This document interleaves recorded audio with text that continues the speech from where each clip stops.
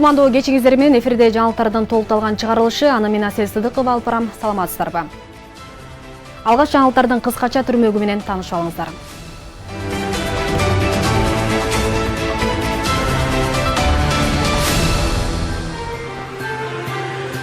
3 жашар Алиянын өлүмү, үй камагына чыккан дарыгер наразычылыкты күчөттү. Абактагы оорукана, темир тор артында жашоо кечирип жаткандардын ден соолугу кандай шартта каралат? Кабарчыбыз жеринен көрсөтүп берет. Талашка түшкөн үй. 65 жаштагы жалгыз бой эне кыштын күнү көчөдө калган айтып чыкты. Бул кадастр мамлекеттик мекемесинин шалаакылыгы. Мураска калган аша арыкмасы. Чек арадагы тургундар жарым кылымдан ашуун убакыттан бери аша арыкмасында канал тазалашат.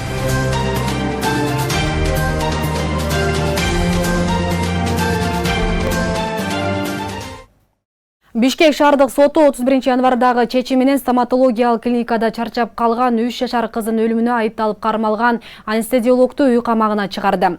Анда сот шектүүнүн туруктуу жашаган жери бар экенин, ага коюлуп жаткан айыптын өтө оор эмес категорияга киргенин эске алгандыгы айтылат. Деген менен мындай чечимге Алиянын жакындары нааразы болуп, президенттик администрациянын алдында акыйкаттуулук издеп чогулушту. Аны менен катар жогорку кеңештин бүгүнкү жыйынында да бул маселе көтөрүлүп, бир катар эл өкүлдөрү ишти президент көзөмөлүнө алышын суранышты. Менин баламдын өлүмү жеңил эле кылмыш экен да, значит, бул эми сен ичкер деген эле адамдык эме кылып атат да бул. Кылмыскер үйүндө отуруш керек экен. Үйүндө күтүп отуруш керек экен, жазасынчы. Тишин дарылатууга барып чарчап калган Алиянын жакындары 2 күндөн бери президенттик администрациянын алдында өлкө башчысы Садыр Жапаров менен жолугууну талап кылып турушат. Буга Алиянын өлүмүнөн кийин камакка алынган анестезиологдун үй камагына чыгарылганы себеп болгон. Булардын, значит, акчаларын берди. Өйдө жактагылар звонт этти. Ошон үчүн ушул дагы кармалып турат. 2 ай болду. Тыянак жок да. Эптеп отургусуп, Октябрьский суд эптеп биздин эмелерибиздин баарын карап отургузса, городской суд чыгарып коет да. Аталган дарыгердин бөгөт жарасы 31 январда Бишкек шаардык сотунда каралган. Анда сот шектүүнү туруктуу жашаган жери бар экенин, ага коюлуп жаткан айыптын өтө оор эмес категорияга киргенин эске алып, дарыгерди үй камагына чыгарганы айтылат.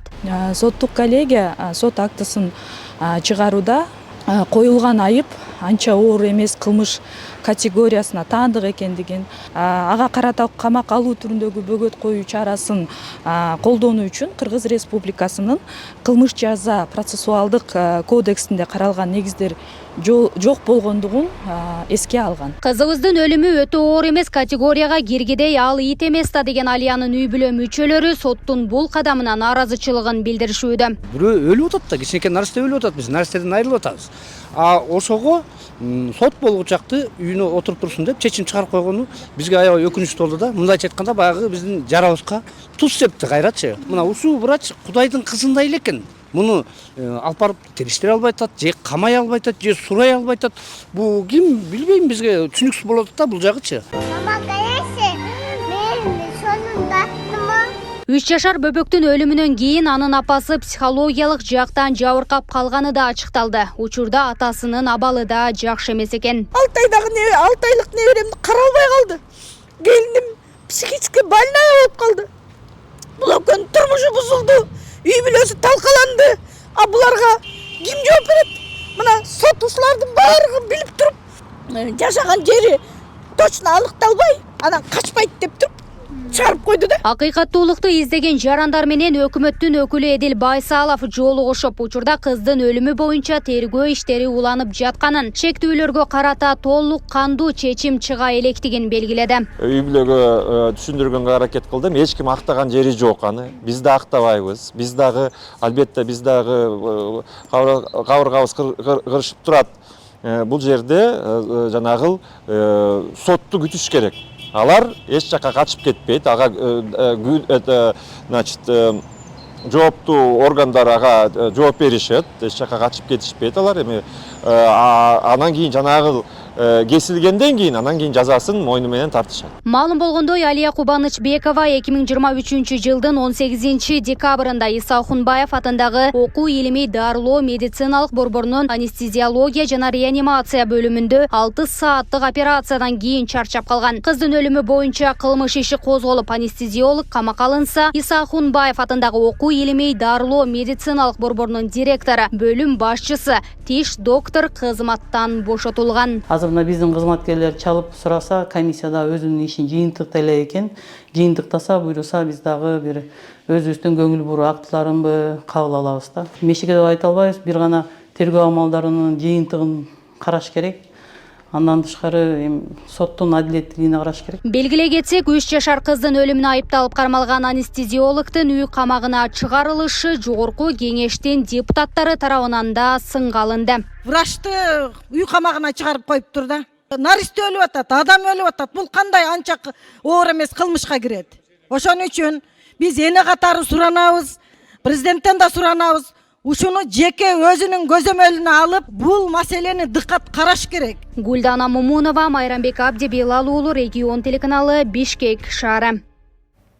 Тиш докторда чарчап калган кыздын өлүмүнө шектүү дарыгердин үй камагына чыгаруу чечимине байланыштуу Бишкек шаарынын Октябрь райондук судьялары Бишкек шаарынын жогорку сотунда маалымат жыйын беришти. Жыйынга чарчап калган Алиянын жакындары да катышты. Судьялар учурда аталган кылмыш иши боюнча тергөө иштери бүтө электигин айтып, анестезиологдун үй камагына чыгарылуусу боюнча түшүндүрмө беришти. Соттук коллегияга сот актысын чыгарууда айыпталуучунун туруктуу жашаган жери бар экендигин тастыктаган документтин коюлган айып анча оор эмес, кылмыш категориясына таандык экендигин, ошондой эле учурда ага карата камакка алуу түрүндөгү бөгөт коюу чарасын колдонуу үчүн Кыргыз Республикасынын кылмыш жаза процессуалдык кодексине каралган негиздер колдонулганын маалымдашты. Деген менен чарчап калган кыздын жакындары судьялардын чечимине нааразы. Кыргыз Республикасынын жазык мыйзамында көрсөтүлгөн талабы боюнча анча оор эмес кылмыштардын катарына кирет. Себеп дегенде мыйзам боюнча 5 жылга чейин эркиндигинен ажыратуу жазасы каралган бул кылмыштар үчүн. Бул кылмыштар боюнча бөгөт коюу чарасын тандоодо, камакка алуу түрүндөгү бөгөт коюу чарасын тандоо мүмкүн эмес мыйзам боюнча. Мыйзамда так кесе көрсөтүлгөн. Бир гана эгерде айыпталуучу издөөдө жүрсө, тергөө органдарынан соттон качып кетсе, жашаган жери жок болсо, ошол гана учурда камакка алуу түрүндөгү бөгөт коюу чарасы колдонулушу мүмкүн. Биздин эми карап жаткан материал боюнча жашаган жери бар, өздүгү аныкталган, Кыргыз Республикасынын жаран экендиги. Бул жагдайлардын баарын эске алып, соттук коллегия ушундай чечим кабыл алууга мыйзам боюнча биз ушундай чечимди кабыл алдык. Билбейм, мени карап, кайсы эмеңер менен карап ушундай эме болуп атасыңар. Сизде да карындаш бар, сизде эне бар. Алардын акчасы көп. Мош сиздерге берди. Берип жакшынакай көзүмдү да карай албайсыз, мисалы. Көзүмдү карай албайсыз. Мына, көзүмдү карай албайсыз. Карачы да карай албайсыз. 65 жаштагы жалгыз боене президент Садыр Жапаров жана УКМК төрагасы Камчыбек Ташиевке кайрылды. Гүлсана Карабекованын 12 жыл жашаган үйүнө 5 декабрда соттун чечими менен кулпу салып кетишкен. Өз колу менен тургузган тамын таштап кетүүнү каалабаган аял кыштын күндү айванчасында жашоосун улантууда. Көчөдө калган эненин тагдыры кабарчыбыздын материалында. Урматтуу Садыр Нургожоев, Камчыбек Ташиев, мына энелердин укугун ким оргойт?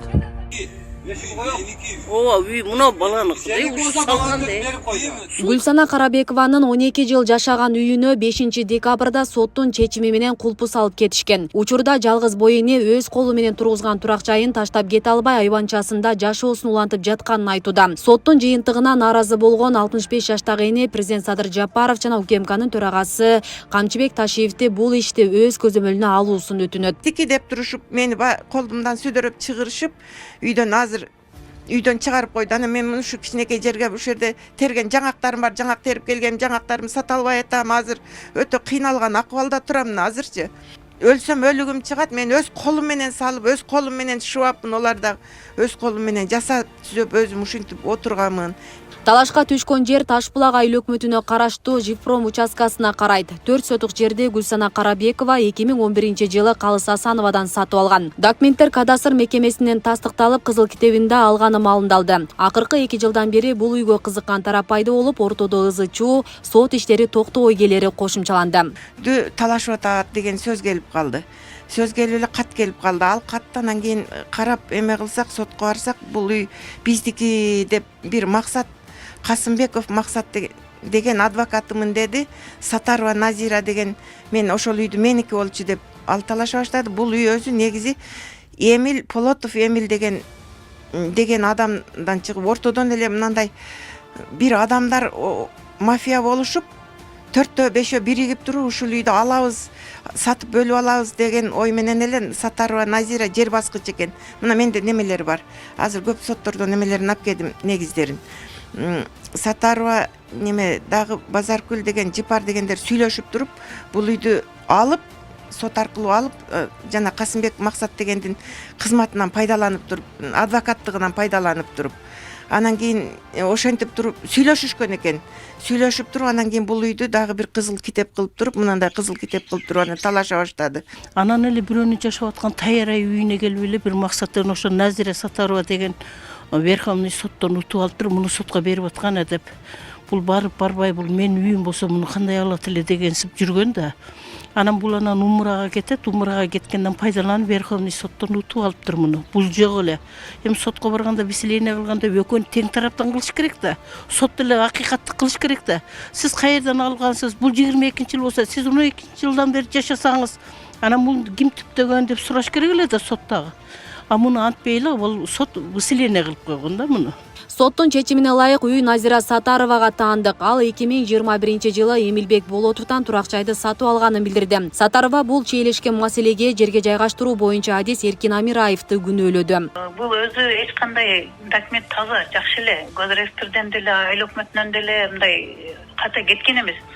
Бир айынан ушунда атат да, бир Амираев деген бар. Жер адис биздики ошо госреестрде азырга чейин иштеп атат, үстүнө кылмыш 3 жакында кирет атат, аны да камакачы. Булардын ошо жана Асанова Калыс дегендин күйөөсүнөн кичине акча алып алганбы? Ошол жерге жармаштырып турду, өзүнчө жасаптыр анычы. Жасаганы жасалмай экен чыгып калып, ал боюнча прокуратурага жообун берди. Эми дагы башка ошондой кылган иштери бар экен. Мыйзамдуу меники ал жер, беркиники жасалма документ. Биз айыл өкмөт менен келишип бир участканы көргөзүп неме кылып беребиз деп келиштирген элек да буларды макулдаштырып. Кадастр мекемесине кайрылып жерге жайгаштыруу боюнча адис Эркин Амираевдин өзүнө дагы суроо салдык. Ал кетирилген катачылыкты төмөндөгүчө түшүндүрдү. Могу кишиге сат да мына жерде. Сат туруп, тиги сизден дагы акча алып алганда, угушума карагандачы, мен жанжалда жүрүм да көп талаалап жүрдүм буларды. Сизден да акча алып туруп, сизге да ошол жерде барып көргөзүп койду. Мына турат деп. Эки комнаталуу иши жабылган үйдү сатканда, кичинекей үйдү. Ошол малда курдук. Анан кийин саткандан кийин бизге кызыл китеп кылдырып атканда келип туруп, башка участканы көргөзүп койгон. Ал жерди көргөздүргөн эмес. Биздики ошол жерге жасап коебуз. Жасап койгондон кийин, талаш болгондон кийин келип туруп, значит, экөөң бир жерде талашып аткандан кийин деп туруп, тигинин дагы участкасын экөөнү бириктирип, ушул жерде сотко бергиле деп бергенбиз да. Сотко бербесе болбойт да, ошондой болгон. Бейле кетсек, материал регион телеканалына түшкөн арыздын негизинде тартылып эфирге даярдалды. Бул ишке байланыштуу дагы башка тараптардын кошумча пикирлери болсо, биздин чыгармачыл топ микрофон сунууга даяр. Асел Сыдыкова, Замирбек Тойчубаев, регион телеканалы, Жалал Абад. Кремтөбөл Камчы Көлбаев уштурган кылмышты топ мыйзамсыз алып койгон Каракол жаратылыш паркындагы жер тилке мамлекеттин карамагына кайтарылды. Жерде мамлекетке өткөрүү улуттук коопсуздук мамлекеттик комитетинин Камчыбек Асанбек уштурган кылмышты топтун мыйзамсыз кирешилерин аныктоо чараларынын алкагында жүргүзүлгөн. Иштин жүрүшүндө Каракол ыжа базасынын жанындагы престиждүү аймактын баасы болжолдо 10 миллион сомдук 2 гектар жер тилкеси табылган. Аталган жер участогуна ыжа туристтик базасын куруу пландаштырышкан. Бул уюшкан кылмыштуу топко улуттуу суммадагы каражат алып келмек деп айтылат маалыматта. Учурда УКМК тарабынан Көлбаевка жана анын тобуна таандык мүлктү издөө, мамлекетке кайтаруу иштери улантылууда. Каракол шаарындагы 22 сотук 75 чарчы метр жер тилкеси мамлекетке кайтарылды. Бул тууралуу Улуттук коопсуздук мамлекеттик комитети билдирди. Маалым болгондой, айтылган чарбалык жер тилкесин Ак жол болсун жоопкерчилиги чектелген коому мыйзамсыз ээлеп алган. Бул факты боюнча берилген доо арызды биринчи инстанцияда облустун административдик соту, экинчи инстанцияда облустук соттун жарандык жана экономикалык иштер боюнча коллегиясы карап чыккан. Натыйжада эки инстанция тең 13 миллион 760 миң 900 сомго бааланган жер тилке мыйзамсыз алынган деп мамлекетке кайтаруу чечимин чыгарып беришкен. УКМК Нокен районунда мыйзамсыз базар ачып, ижара акы чогултуп жүрүүгө шектүүнү кармады. 2010 жылы Нокен районунун тургуну Масы айылындагы эски Масысай каналынын жээгине кийим-кече базарын мыйзамсыз ачып, контейнерлерди коюп айына 3000 сомдон 7000 сомго чейинки суммада ижара акы чогултуп келген. Базар ачылган жер каналдын жээги болгондуктан кооптуу аймак катары эсептелип, өзгөчө кырдаалдар министрлигинин суу сел ташкындарынан коргоо бөлүмүнүн көзөмөлүндө турган. Базарга аудит жүргүзгөн зыянын жалпы суммасы 7 миллион сомдон ашык экенин эсептеп беришкен. Анын негизинде иш козголуп, базардын кожоюну камакка алынды. Учурда тергөө жүрүп жатканы мыйзам бузууларга барган үчүн Жалал Абад облустук өзгөчө кырдаалдар башкармалыгынын суу сел ташкындарынан коргоо бөлүмүнө юридикалык баа берилери айтылат маалыматта. Кыргызстанда тергөөдө жүргөн соттолуучу жана соттолгон адамдарга медициналык жардам көрсөтүү канааттандырарлык. Түзөтүү мекемелеринде өзүнчө ооруканалар иштеп, анда бардык медициналык шарттар каралган. Соттолгон оорулар үчүн белгиленген токтомдун негизинде ден соолугуна кам көрүлөт. Биздин чыгармачыл топ темир тор артындагыларга медициналык тейлөө кандай көргөзүлөт, жеринен барып таанышып, көрүп кайткан. Соттолуп абакта жаткандардын ден соолугун кароо, аларга медициналык ар тараптуу көмөк көрсөтүү кадимки жашоодогудан эч айырмасы жок. Жазаларды аткаруу кызматынын номер 31 мекемесинин алдында жалгыз ооруканада дээрлик бардык талаптагыдай шарттар каралган. Бияктан операция болду уже. Буюрса жакшы 2 жума болду.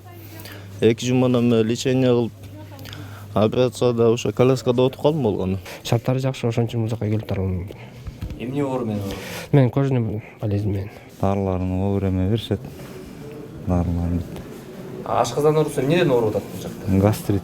Номер 31 дарылоо түзөтүү мекемеси тергөөдө жүргөн соттолуучу жана соттолгон адамдарга медициналык стационардык жардам көрсөтүү максатында 2022 жылдын декабрь айынан тартып иштеп жатат. Оорукана 315 орунга ылайыкталган, анда 60 орунду хирургия, 115 көп тармактуу, 25 психиатрия, 50 кургак учук, 30 орунду жугуштуу оорулар бөлүмү бар. Ооруканада рентген аппарат, ЭГДС, УДИ, ЭКГ аппараттар коюлуп, стоматология кабинети да иштейт. Ошондой эле бактериологиялык жана клиника биохимиялык лаборатория кызмат көрсөтөт. Жыл сайын медициналык камсыздоо үчүн мамлекеттик бюджеттен 11 миллион сом бөлүнөт. Медициналык жабдуулар боюнча баардыгы тең жетиштүү.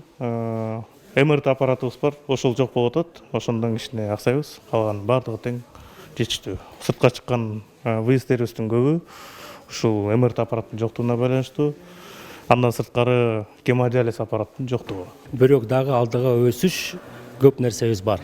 Анткени көп эле мисалы ошол эле медициналык персоналдын жетишсиздиги, персоналдын дагы даярдыгын, квалификациясын жогорулатуу жагынан. Аталган мекеменин башка ооруканалардан айырмаланып өзүнүн тартип эрежелери бар. Ага ылайык соттолгондор белгиленген убакытта гана ээн эркин жүрүүгө укуктуу. Ал эми дарыгерлер сөзсүз түрдө коштоочулар менен жүрүшөт. Требованиялар негизинде өзүнүн подъем, отбой, тамак аш, проверка деген учурлардын баары каралган.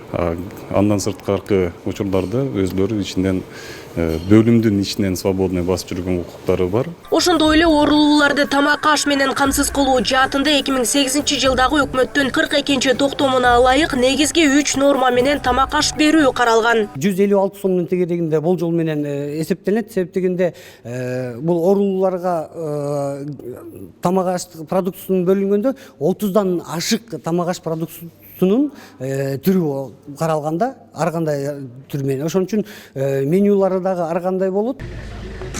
Чүй облусундагы номер 2 түзөтүү мекемесинде соттолгон жалпы 200гө чукул кыз келин жаза мөөнөтүн өтөп жатат. Мекемеде аялдар үчүн оорукана 2019 жылдан бери иштеп келет. Мында 4 орунду 8 палата бар. Адистердин айтымында ооруканада бардык медициналык шаймандар жетиштүү. Аягым бир таман крестовина нема болуп кетип, Больницаға бияққа амбарышты бір неделя жаттым. 2,5 айдан ошол жакта карап атышат. Баарына ыраазычылык билдиремин. Баары жакшы карап атат, начальство да жакшы. Гинекологторубуз да постоянно бат-баттан келип текшерип турушат. Түзөтүү мекемесинде аялдардын ишмердүүлүгү үчүн тигүү жана нан бышыруучу цех бар. Ошондой эле 4 багыт боюнча окуу курстарында билим алып, сертификатка ээ болушат. Андан тышкары балалуу аялдар үчүн өзүнчө жай да каралган. Былтыр ноябрь айында биздин президенттин ырайымдуулугу менен 6 аял баласы менен бошонуп кеткен. Бүгүнкү күндө дагы мына кече күнү дагы биздин президенттин указы чыккан экен. Менде Акматова деген азыр аял отурат эле, баласы менен 3 айлык. Ага ырайымдуулук көрсөтүп, мына бүгүн азыр бошотобуз ал аялды. Кош бойлуу айымдардан экөө бар. Азыр бирөөсү как раз интервью берип калды. Ал ушу ай күнүнө жетип турат. Ушу азыр медиктердин көзөмөлүндө. Жазаларды аткаруу кызматынын медициналык борборунун курамында 10 медициналык санитардык бөлүм, 4 ден соолук борбору, жалпы 315 орунга ылайык 1 оорукана бар. Ошондой эле баңгизат жана алкоголь колдонгондор үчүн реабилитациялык борбору иштейт. Нурзада Сыдыкова, Майрамбек Абдибилал уулу, регион Бишкек.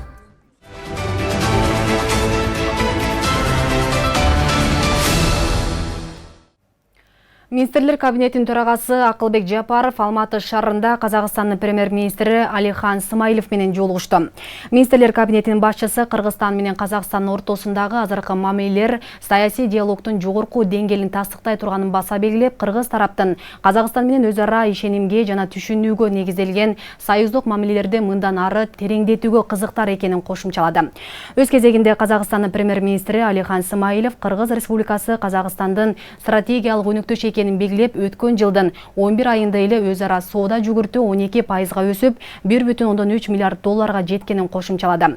Тараптар эки өлкөнүн ортосунда мурда жетишилген макулдашууларды ишке ашуунун жүрүшүн жана эки тараптуу кызматташуунун башка актуалдуу маселелерин, анын ичинде соода экономикалык кызматташтыкты өнүктүрүү чөйрөсүндө транспорт тармагында кызматташууларды талкуулашты. Эске салсак, бүгүн Акылбек Жапаров жумуш сапары менен Алматы шаарына барды. Жумушчу сапардын алкагында министрлер кабинетинин төрагасы Евразия өкмөттөр аралык кеңешинин жыйынына жана Digital Алматы 2024 Индустрия 10 эл аралык санарип форумуна катышат. Мындан тышкары ал бир катар эки тараптуу жолугушууларды өткөрөт. Ошто газдын тартыштыгы жаралып, жер үйлөргө чектөө киргизилди. Бул туурасында министрлер кабинетинин төрагасынын орун басары Бакыт Төрөбаев билдирди. Жогорку кеңештин кээ бир депутаттары калада газдын басымы азайып, тургундар арызданып жатканын айтышты. Төрөбаев айтымында Өзбекстанда газ дефицити жаралгандыктан Кыргызстанга тийиштүү көлөмдө бере албай жатат.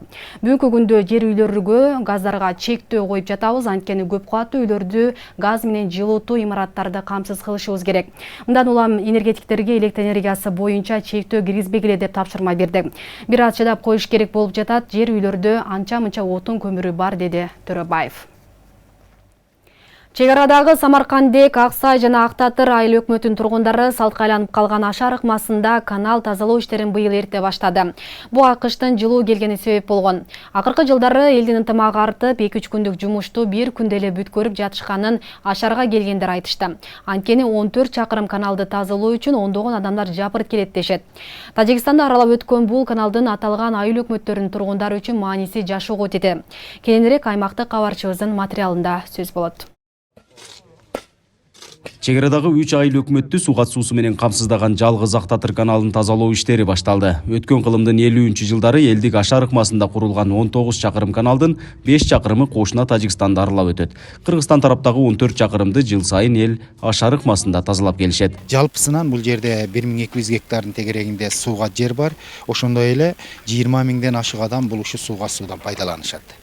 Себеби муну тазалоонун негизги максаты эл өзү дайыма демилге көтөрөт. Мына ушул өзүңүздөр көргөндөй, ушул 3 айыл өкмөттүн эл өздөрү өз ынтызары менен мындай демилгеси менен чыгып, каналга толуп калган кумду тазалашат. Себеби мына суудун өтүү көлөмү мындай толук кандуу өтүш үчүн. Эс тарткандан бери эле келебиз. Ата бабалар да келип жүргөн. 45 жаштагы Муратбек Жолдошевдин айтымында чек ара аймагында жашаган тургундардын жашоосуна бул каналдын мааниси зор. Сугаттан мал жандыктарынан артканын ичүүчү суу катарында да пайдаланышат. Ошол себептүү акыркы 60 жылдан ашуун убакыттан бери жыл сайын эл топтолуп Ашар өткөрүп турушат. Актатыр айыл өкмөтү, Самаркандек айыл өкмөтү Паскарка чейин барат, Кудай кааласа. Бул суу ичкенге да ушунан пайдаланабыз. Ичкенге чейин. Башка жок, айла жок. Скважинаныкын ишке болбойт да.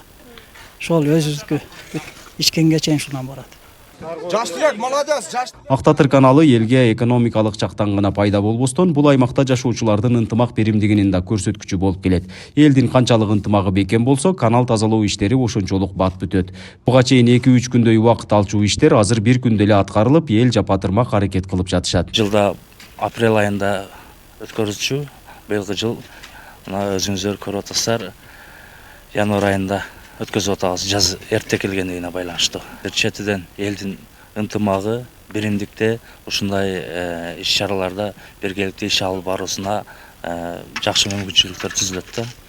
Элге мындай айтканда бири-бириге сый-урматта ушундай жерлерде биригип, сүйлөшүп, айылда болгон жумуштарды алдыга сүрүүгөнгө демилге болот. Элдин саны өсүп, бул каналдан чыккан суу толук кандуу жетпей калганы да айтылды. Өткөн жылы Баткен облусуна бөлүнгөн 500 миллион сомдун эсебинен 36 миллион сомдук тике суу кудуктарын казуу иштери жүргүзүлдү. Андан сырткары Ак Татыр айыл аймагында дагы 12 миллион сомдук 3 скважинаны казуу иштери жүрүп, бүгүнкү күндө бүтүү алдында турат. Нургазы Жайнаков, Регион телеканалы, Баткен облусу. Кыргыз патент интеллектуалдык менчик жана инновацияларды өнүктүрүүдө аялдардын ролу боюнча эл аралык уюмдардын жана донорлордун өкүлдөрү менен жолугуш өткөрдү. Иш-чара Бириккен Улуттар уюмундагы аялдар Агахан фонду жана Германия эл аралык кызматташуу кому менен биргеликте уюштурулган. Иш-чарага Кыргыз Республикасы Министрлер кабинетинин төрагасынын орун басары Эдил Байсалов жана Кыргызстандагы иш алып барган эл аралык донорлор уюмдар, министрликтердин, жогорку кожойлардын жана жеке сектордун өкүлдөрү катышып, ишкер аялдарды өнүктүрүү боюнча пикирлерин ортого салышты. Байсалов ички дүң өндүрүм 8%-дан ашык өскөнүн маалындап, 2050 жылга карата биздин экономиканын көрсөткүчтөрүн 200 миллиард долларга жеткирүү пландалып жатканын айтты. В прошлом году рост валового внутреннего продукта составил. Өткөн жылы дүң продукциянын өсүшү бүтүндөй республика боюнча 6,2%ды түздү. Биздин кумтөрдүн өндүрүш темпи алтындын дүң өндүрүшү менен дал келгендигин эске алсак, жалпысынан экономика 8%-дан ашык өскөн. 2022 жылы ички дүң продукциянын өсүшү боюнча такталган маалыматтар 9%ды түздү. Башкача айтканда, бул көрсөткүчтөр бизди абдан кубандырат. Биздин милдет бул темпти сактап калуу жана чыңдоо. 9%. Биз ошол баягы илимдеги аялдардын биз каталогун, китебин чыгарып бергенбиз. Бул ошол дем күч берет биздин аялдарыбызга. Эми ишкерликте дагы аялдардын ишкерлигин жөнгө салуу максатында алардын ишин коммерциализация, жардамдашуу, жакындан сапарлаш болуп көмөктөшүп, дүйнөлүк рынокторго чыгаруу максатындагы аракеттер бүгүн сөз болот деп күтүп атабыз. Бүгүн эне жана баланы коргоо улуттук борборунун трансплантология бөлүмүндө 22 жаштагы бейтапка биринчи акысыз бөйрөк алмаштыруу операциясы жасалды. Маалыматка ылайык, биринчи этапта донордун бөйрөгүн алуу операциясы жасалып, андан кийин бөйрөк реципиентке трансплантацияланган. Операция 3 хирург, 1 анестезиолог, 2 анестезист медайым жана 2 хирургиялык медайымдан турган 2 медициналык бригада тарабынан жасалды. Донордук бөйрөктү алуу операциясы 2 саатка созулуп, бөйрөктү алмаштыруу операциясы да ошончолук убакытка созулду деп айтылат билдирүүдө. Министрликтен белгилешкендей, бейтаптардын операциядан кийинки абалы туруктуу, алар 2-3 күн реанимация бөлүмүнүн дарыгерлеринин көзөмөлүндө болушат. Андан кийин алар андан ары ден соолугун калыбына келтирүү үчүн трансплантология бөлүмүнө которулат. Операция саламаттыкты сактоо министри Алымкадыр Бейшеналиевдин катышуусунда өттү. Эскерте кетсек, президент Садыр Жапаровдун Кыргызстанда трансплантология кызматын өнүктүрүү жөнүндө буйругун аткаруу үчүн, ошондой эле өнөкөт бөйрөк жетишсиздиги менен ооруган бейтаптардын жогорку технологиялык операциялык ийгилигишүүлөргө жеткиликтүүлүгүн тапшыртуу максатында 2024 жылы 50 акысыз бөйрөк алмаштыруу операциясын жүргүзүү пландалууда. 41 жаштагы жалгыз бойне коомчулуктун жардамына муктаж. Анткени 2 жылдан бери гемодиализге байлангандыктан бөйрөгүн тез арада алмаштыруу кажет. Колу жука үй бүлө операция үчүн ири суммадагы каражатты таба албай, коомчулуктан жардам күтүүдө. Мен ушу 2 балам пешенесине жакшы болуп, ушу бөйрөгүм алмаштырып, эл катары жакшы болуп кеткенди каалайм. 41 жаштагы Бактыган Тургунбаева мынтип жумасына 3 жолу гемодиализ алып, жашоо үчүн күрөшүп келет. Бул 4 сааттык процесстагы бейта үчүн оор өтө баштады. Анткени Тургунбаева тез арада бөйрөгүн алмаштырууга муктаж. Гемодиализди ала албай кыйналып атам азыр. Тамырларым ичкерип, колума койгон аппарат иштебей. Азыр ушу желкемен катетер коюп, катетер менен алышка мажбур болуп атам. врачтардан деме кылсам ушу пересетка кылдырсаңыз болот эже деп айтышты. Бул гемодиализде жатканда дагы ушу давление түшүп кетет, көтөрүлүп кетет. Ушинтип кыйналам да, кыйналып атам да, азыр данный момент ушинтип кыйналып атам. Бир күн түшүп кетет давлениябыз, бир күн көтөрүлүп кетет. Ушундай да жөнөкөй, баары жөнөкөй жүргөнгө болбойт, жетпейт экен да. Гемодиализ менен жашаш кыйын экен. Бактыкан Тургунбаеванын 2 баласы бар. Жолдошу каза болуп калган. Өзү иштей албагандыктан туугандары каралашып келет. Ал эми операцияга көп суммадагы каражат керектелет. Бирок колу жука үй бүлөнүн мүмкүнчүлүгү жетпей турат. Урматтуу кыргыз элим, жардам колуңуздарды сунушуңарды суранам. Мен ушу 2 балам пешенесине жакшы болуп, ушу бөйрөгүм алмаштырып, эл катары жакшы болуп кеткенди каалайм. Ушул убакыттан пайдаланып, урматтуу президентибиз Садыр Жапаровго да кайрылгым келет. Камчыбек Ташиевке да кайрылгым келет. Урматтуу ушул президентибиз кичине жардам колун сунуп, ушу бизге окшогондорго кичине жардам кылып койсо дейт элем да. Диагнозы хронический гломерулонефрит, нефрит, последняя стадия, 5-я стадия. Жумасына 3 жолу диализ алып турат, 4 саат бою диализ алат. Азыркы таңда операция жасатканга муктаж пациенттерибиз катарына кирет. Бейтапка канча эрте операция жасалса, ошончо ийгиликтүү болуп эсептелет. Операция кайсыл өлкөдө жасалары учурда такталып жатыптыр. Азыркы мезгилде туугандары жана айылдаштары дагы каражат топтой баштаган. Азырынча ошол Индияда же Турцияда деп неметип атышкан. Анан примерно ошол 2 миллион 200 экен да, мен эми доллардын немесин мынтип чагып эстеп деп көрдүм, ошонтой болот экен да. 2 миллион 200дөй деп неметип атат. Сом менен, сомго. Аякта эми долларга неметилет экен. Доллардын курсу да ойногундай болот го ошого. Бул үй бүлөгө учурда ар бир тыйын маанилүү болуп турат. Кайрымдуу кишилердин жардамы Бактыкан Тургунбаеванын өмүрүн сактоого себеп болушу ыктымал. Аклай Карабаева, Аскар Маматисаков, Регион. Өлкөдө эркектердин ден соолугун текшерүү өнөктүгү башталды. Бул тууралуу Саламаттыкты сактоо министрлиги билдирди. 1 айга жарыяланган жооптуу бол өнөктүгүнүн алкагында 18 жаштан жогорку курактагы эркектер жүрөк кан тамыр, рак, өпкө оорулары боюнча өлкөнүн бардык медициналык мекемелеринде текшерүүдөн өтө алышат. Саламаттыкты сактоо министрлиги берген маалыматка караганда 2022 жылы көз жумгандардын 52,1% жүрөк кан тамыр оорусуна, 12,2% ракка, 5,5% өпкө ооруларына чалдыккандар болгон. Бул дартка көбүнчө туура эмес тамактангандар, өзгөчө тузду көп, жашылча жемиштерди аз колдонгондор, тамеки чеккендер, алкоголду ашыкча ичкендер, аз кыймылдагандар же таптакыр кыймылсыз отура бергендер кабылат. Өнөктүктүн негизги максаты да ооруну болтурбоо чараларын көрүү жана оорунун өөрчүп кетишине жол бербөө болуп саналат. Наш менен жаңылыктардын кечки чыгарылышын жыйынтыктайбыз. Кайрадан эфир аркылуу амандашканча саламатта болуңуздар.